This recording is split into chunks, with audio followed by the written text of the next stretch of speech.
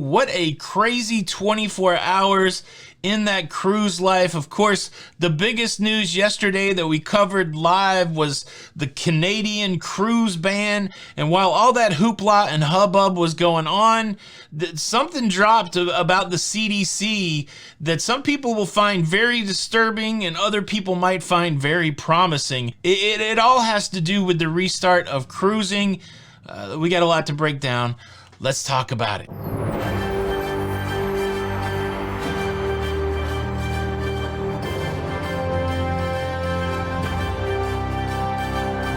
Hey, what's up everybody? Welcome back to the Cruise News Show. I'm your host Tony, here with the latest cruise news updates. Well, yeah, we all got Canada fever yesterday, and we may have missed the biggest story of the year. The CDC. We finally know what's going on.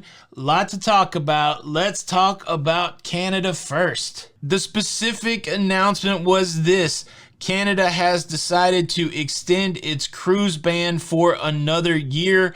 It was set to expire at the end of this month, February the 28th, 2021, and it's now been decided for public safety concerns, for the battle against COVID, that this cruise ban will be extended until February the 28th, 2022. Of course, that puts Alaska cruises in jeopardy. You can't just go from a U.S. port like Seattle straight to Juneau, Alaska, because of the Passenger Vessels Services Act. In a nutshell, that act says that ships that were not built in the United States, that don't have a crew from the United States, that aren't flying the U.S. flag, they are prohibited from taking passengers from one U.S. city to another. It is prohibited by the Passengers Vessel Services Act. So the way that cruise companies meet the requirement of that act is whenever they travel from one U.S. city to another, they stop at a foreign port. It makes it all legal. It makes it all good. For cruises to Alaska, that usually means a stop in Canada. So now with the Canadian cruise ban for the next year, there are no stops in Canada that can be made for cruises to Alaska. Now at this point, just a little under 24 hours later, none of the major cruise companies have canceled their Alaska 2021 cruises. However, Royal Caribbean blog is reporting that Royal Caribbean has removed those sailings from their website. You can't book Alaska sailings. I saw a statement from Princess yesterday that said they got to figure out what to do.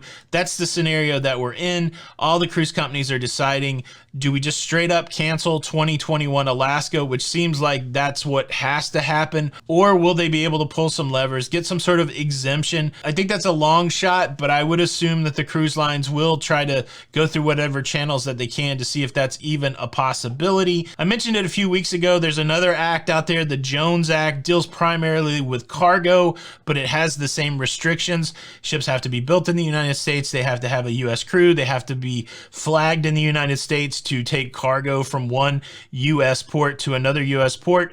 That act was just reaffirmed by the new administration. It feels unlikely that there could be an exemption to the Passenger Vessel Services Act, which would allow cruising. So Alaska 2021 could be a non-starter. Those cruises may be canceled, but as of yet, that has not happened. The other thing that came to mind while we were talking about this on our live show yesterday, and while I've been pondering this, is wow, why would you do this for a year? In a time where things are changing so rapidly, we expect the COVID numbers to be different 30 days from now. We expect them to be different 60 days from now. We expect them to be 90 days from now. And those numbers are trending downward. So 6 months from now, we could be in a completely different place when it comes to public health and public safety. You could have a great number of vaccinations. We could be getting closer to a time where this virus is being handled a lot better, where travel could start again. Why put it out a year? It's an interesting debate. Should you cancel travel month by month? Should you cancel it quarter by quarter? Should you just go out a whole year? Now, certainly, if things do get better, they could rescind this order and then everything could just start back up. But the challenge with that is if you tell businesses to expect nothing for a year, they may just close up.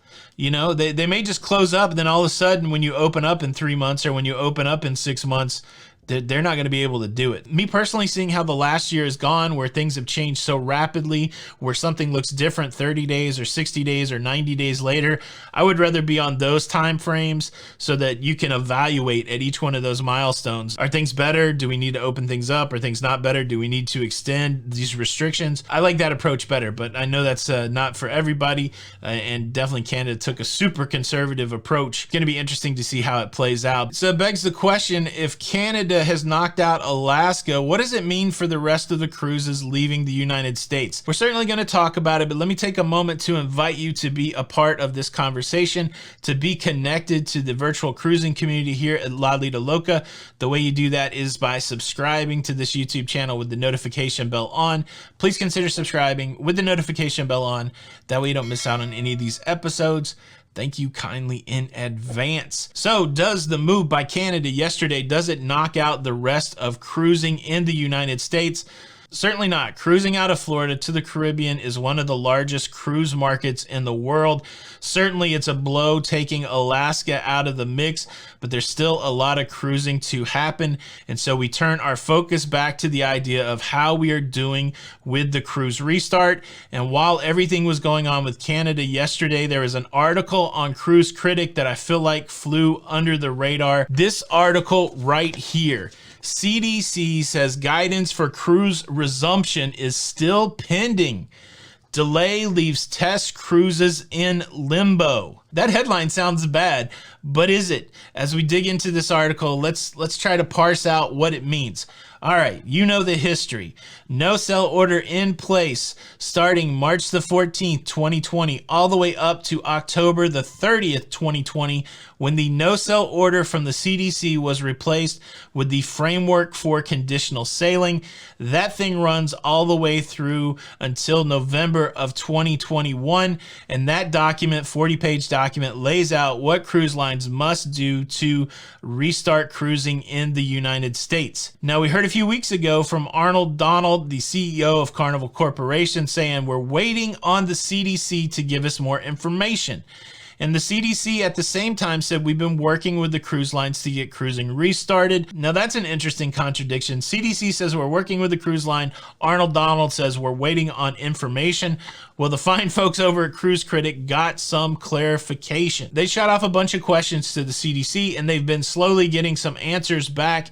And they posted this article yesterday that said that the CDC revealed to them that they have been working with the cruise lines, but they've really only been working on the crew aspect, the crew testing aspect, and the laboratories on board cruise ship aspect. Let me give you the specific quote, and it's kind of revealing. The CDC said to Cruise Critic, returning to passenger cruising is a phased approach, and our current focus is on the protection of crew and working with cruise lines to implement their initial phase requirements of testing all crew and developing onboard laboratory capacity. So just based on that first interaction there, the CDC has not given the cruise lines everything they need to start cruising. It definitely sounds like they're giving a little bit at a time. We've heard that phrase before, a phased reopening.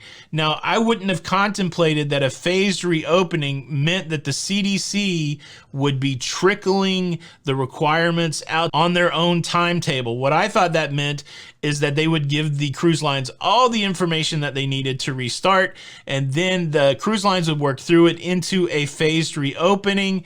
Wow. Words matter. The CDC really slow rolling the cruise lines according to their own timetable. Does that make them the villain? Does that make them bad guys? Does that make them shrewd?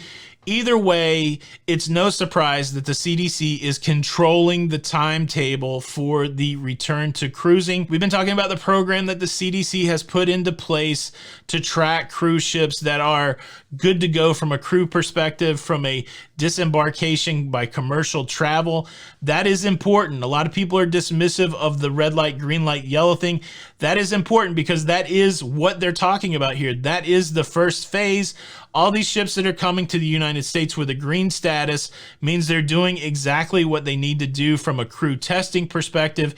And this is interesting extra information that they're setting up these laboratories because part of the new protocol is going to be frequent testing of crew members on the cruise ship. So the story kind of stinks if it ends right there, but the CDC went on to say more to Cruise Critic, and I think this is the thing that we need to hang our hat on. We are looking for positive signals for the cruise restart. I still contend that having more ships at a green status, having more ships on that CDC list, we had 63 as of the Tuesday update on that CDC website. 2 weeks before that, it was in the 50s. A month ago, it was in the 30s. We've got twice as many ships that we had a month ago working through this process.